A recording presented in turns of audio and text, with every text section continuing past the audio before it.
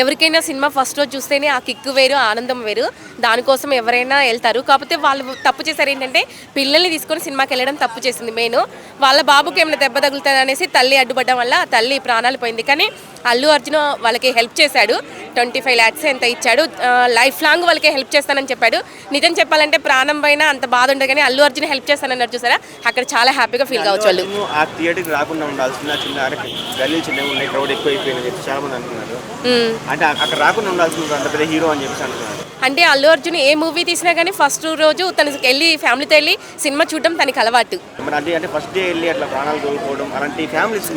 మీకు విషయం చెప్పనా, తను చనిపోయిన దానికి మనం అనుకుంటాము ఏంటంటే తనకి అక్కడి దాకా ఆయుస్ ఉందేమో అందుకనే చనిపోయింది అనుకోవచ్చు కదా.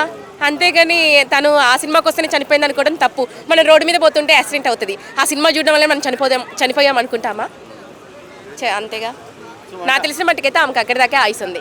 దాంట్లో ఏంటంటే ఆమె చనిపోయి కూడా మంచి పని చేసింది ఏంటంటే అల్లు అర్జున్ ఫ్యామిలీ తనకి లైఫ్ లాంగ్ హెల్ప్ చేయడం, ఆ ఫ్యామిలీకి ఏ కష్టం రాకుండా తను చూసుకుంటానని అందరితో చెప్పడం, అది బాగా నచ్చింది.